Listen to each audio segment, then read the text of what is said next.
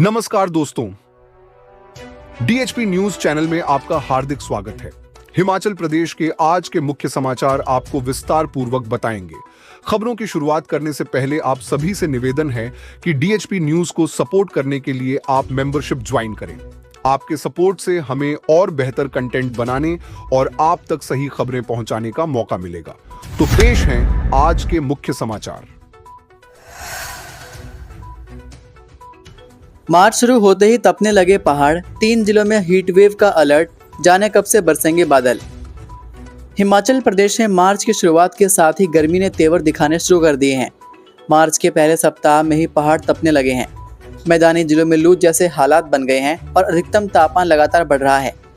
प्रदेश के 8 जिलों कांगड़ा, कुल्लू, बिलासपुर, मंडी, सोलन, ऊना, सिरमौर और हमीरपुर में अधिकतम तापमान 30 डिग्री सेल्सियस के ऊपर दर्ज किया गया है। ऊना में सबसे अधिक 34 डिग्री तापमान रिकॉर्ड किया गया, जो इस सीजन का अब तक का सबसे अधिक तापमान है। बीते 24 घंटों के दौरान ज्यादातर स्टेशनों पर अधिकतम तापमान सामान्य से 5 से 15 डिग्री सेल्सियस अधिक रहा।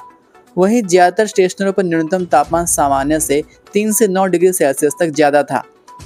मार्च में ही इतनी गर्मी बढ़ गई है कि मौसम विभाग ने हीट वेव का अलर्ट जारी किया है। प्रदेश में बढ़ती गर्मी के कारण दिन के समय लोगों को तेज धूप और गर्म हवाओं का सामना करना पड़ रहा है। कई स्थानों पर दोपहर के समय गर्मी का असर इतना अधिक रहा कि लोगों को मार्च में ही मई जून जैसी गर्मी का एहसास होने लगा। शनिवार के लिए मैदानी और मध्य पर्वतीय जिलों में गर्म हवाएं चलने को लेकर येलो अलर्ट जारी किया गया है। वहीं अगले 2 से 3 दिनों में राज्य के कई हिस्सों में न्यूनतम और अधिकतम तापमान में धीरे धीरे 2 से 3 डिग्री सेल्सियस की बढ़ोतरी होने की संभावना है। मौसम विज्ञान केंद्र शिमला के अनुसार 7, 9 और 10 मार्च को राज्य के ऊंची चोटियों पर कुछ जगहों पर हल्की बारिश बर्फबारी की संभावना है, जबकि 11 व 12 मार्च को राज्य के मध्य और ऊंचे पहाड़ों पर कुछ जगहों पर हल्की बारिश बर्फबारी और निचले पहाड़ी मैदानी इलाकों में कुछ जगहों पर हल्की बारिश के आसार हैं। जयराम ठाकुर बोले, धारा 118 के बाद अब हिमाचल के होटलों से हिमाचल ऑन सेल मुहिम आगे बढ़ा रही सुक्खू सरकार। हिमाचल प्रदेश पर्यटन विकास निगम के 8 प्रमुख होटलों को आउटसोर्सिंग के माध्यम से निजी ऑपरेटर को सौंपने के आधिकारिक पत्र के सार्वजनिक होने के बाद प्रदेश की सियासत में उबाल आ गया है, जिसे लेकर पूर्व मुख्यमंत्री एवं नेता प्रतिपक्ष जयराम ठाकुर ने सुक्खू सरकार के खिलाफ मोर्चा खोलते हुए इसे हिमाचल ऑन सेल की नीति करार दिया है। जयराम ठाकुर ने कड़े शब्दों में आरोप लगाया है कि प्रदेश की कांग्रेस सरकार राज्य के बहुमूल्य संसाधनों की खुली लूट कर रही है और जन संपदा को अपने खास मित्रों की झोली भरने के लिए निजी हाथों में परोस रही है। देवभूमि हिमाचल प्रदेश की भूमि, पहचान और संसाधनों की रक्षा के लिए बनाए गए हिमाचल प्रदेश भू सुधार एवं किराएदारी अधिनियम 1972 की धारा 118 में छूट दिलाने के नाम पर सरकार पहले से हिमाचल ऑन सेल की मुहिम चला रही है। उसमें अब प्रदेश के होटल भी शामिल कर लिए गए हैं। उन्होंने कहा कि विपक्ष पहले ही इस बात की आशंका जता चुका था कि सरकार राज्य के सुचारू रूप से चल रहे और लाभप्रद होटलों को जानबूझकर बर्बाद कर उन्हें प्राइवेट सेक्टर को सौंपने की साजिश रच रही है। लेकिन उस समय मुख्यमंत्री सुखविंदर सिंह सुक्खू ने सार्वजनिक रूप से दावा किया था कि वह ऐसा कभी नहीं होने देंगे। विक्रमादित्य की पोस्ट से गरमाई सियासत, 56 इंच पर कसा तंज, अतिथि देवो भव की नई व्याख्या पर सवाल। हिमाचल प्रदेश की सियासत में एक बार फिर बयानबाजी का दौर तेज होता नजर आ रहा है। हिमाचल कांग्रेस सरकार में लोक निर्माण मंत्री विक्रमादित्य सिंह ने एक बार फिर सोशल मीडिया पर एक ऐसी पोस्ट साझा की है जिसने दिल्ली से लेकर शिमला तक राजनीतिक गलियारों में हलचल तेज कर दी है। अंतर्राष्ट्रीय घटनाक्रमों के बहाने केंद्र की मोदी सरकार पर निशाना साधने के अपने चिर परिचित अंदाज में विक्रमादित्य सिंह ने इस बार हिंद महासागर में बढ़ते तनाव और भारत की कूटनीतिक भूमिका को लेकर तीखे सवाल खड़े किए हैं। हालांकि उन्होंने अपनी पोस्ट में किसी का नाम नहीं लिया है, लेकिन उनके शब्दों के निशाने पर सीधे तौर पर केंद्र सरकार और प्रधानमंत्री नरेंद्र मोदी का नेतृत्व है। मंत्री की पोस्ट ऐसे समय आई है जब अंतर्राष्ट्रीय स्तर पर पश्चिम एशिया में तनाव की खबरें चर्चा में हैं। अपने संदेश में उन्होंने वैश्विक घटनाक्रम और भारत की कूटनीतिक भूमिका को लेकर सवाल उठाए। उन्होंने इशारों में यह भी कहा कि बड़े बड़े नारों और मजबूत नेतृत्व के दावों के बीच कई बार वास्तविक परिस्थितियों में देश की भूमिका पर सवाल खड़े हो जाते हैं। मंत्री की इस पोस्ट के बाद प्रदेश में भाजपा और कांग्रेस के बीच जुबानी जंग तेज होने के आसार हैं। राजनीतिक विश्लेषकों का मानना है कि विक्रमादित्य सिंह ने अंतर्राष्ट्रीय मुद्दे को उठाकर न केवल केंद्र की विदेश नीति पर सवाल दागे, बल्कि खुद को एक बार फिर प्रदेश की राजनीति के केंद्र में ला खड़ा किया है।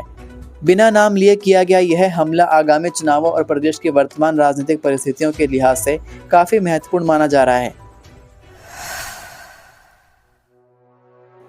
नाहन में होगा राज्य स्तरीय अंतर्राष्ट्रीय महिला दिवस समारोह, सीएम सुक्खू होंगे चीफ गेस्ट। अंतर्राष्ट्रीय महिला दिवस पर राज्य स्तरीय समारोह का आयोजन सिरमौर जिला के नाहन में किया जाएगा। 8 मार्च को होने वाले इस समारोह में प्रदेश के मुख्यमंत्री सुखविंदर सिंह सुक्खू बतौर मुख्य अतिथि शिरकत करेंगे। सामाजिक न्याय एवं अधिकारिता विभाग द्वारा महिला एवं बाल विकास निदेशालय द्वारा आयोजित इस समारोह में प्रदेश भर से 10,000 महिलाएं भाग लेंगी। विभाग के प्रवक्ता ने बताया कि इस समारोह का उद्देश्य महिलाओं के अधिकारों, सम्मान और सशक्तिकरण के प्रति प्रतिबद्धता को और मजबूत करना है। उन्होंने बताया कि इस समारोह में प्रदेश भर से लगभग 10,000 महिलाएं भाग लेंगी, जिनमें आंगनबाड़ी व आशा कार्यकर्ता, महिला मंडल के सदस्य, पंचायती राज संस्थाओं तथा शहरी स्थानीय निकायों की प्रतिनिधि शामिल होंगी। पेंशनरों की समस्याओं पर सरकार जल्द ले फैसला, नहीं तो होगा प्रदेश व्यापी आंदोलन। सुंदरनगर में हिमाचल प्रदेश पेंशनर संयुक्त संघर्ष समिति की एक बैठक चेयरमैन सुरेश ठाकुर की अध्यक्षता में हुई। इसमें प्रदेश के विभिन्न जिलों से पहुंचे पेंशनर्स प्रतिनिधियों ने लंबे समय से लंबित मांगों और समस्याओं पर विस्तार से चर्चा की तथा सरकार से इनका शीघ्र समाधान करने की मांग उठाई। बैठक के बाद मीडिया से बातचीत करते हुए समिति के चेयरमैन सुरेश ठाकुर ने बताया कि विशेष रूप से उन पेंशनरों की समस्याओं को उठाया गया जो 1 जनवरी 2016 से 31 जनवरी 2022 के बीच सेवानिवृत्त हुए हैं। उन्होंने कहा कि इन पेंशनरों को अभी तक संशोधित ग्रेच्युइटी, कम्यूटेशन और लीव एनकैशमेंट की राशि नहीं मिल पाई है। इसके अलावा छठे वेतन आयोग के तहत मिलने वाली बकाया राशि और एरियर भी अब तक जारी नहीं किए गए हैं, जिससे पेंशनरों में भारी नाराजगी है। सुरेश ने कहा कि पेंशनर्स कई बार मुख्यमंत्री से मुलाकात कर अपनी लंबित मांगों को लेकर आग्रह कर चुके हैं। उन्होंने उम्मीद जताई थी कि सरकार उनकी समस्याओं पर सहानुभूतिपूर्वक विचार करेगी, लेकिन अब तक इन मांगों पर कोई ठोस फैसला नहीं लिया गया है। उन्होंने मुख्यमंत्री से अपील करते हुए कहा कि आगामी बजट में पेंशनरों की लंबित मांगों को ध्यान में रखते हुए आवश्यक वित्तीय प्रावधान किया जाए ताकि उन्हें राहत मिल सके। उन्होंने चेतावनी देते हुए कहा कि यदि इस बजट में पेंशनरों की आर्थिक समस्याओं का समाधान नहीं किया गया तो 30 मार्च से राज्य स्तर पर विरोध प्रदर्शन और विशाल रैली का आयोजन किया जाएगा। इस दौरान सरकार के खिलाफ आंदोलन तेज किया जाएगा और पेंशनर्स अपने हक के लिए आर पार की लड़ाई लड़ने को मजबूर होंगे। ये थे आज के मुख्य समाचार।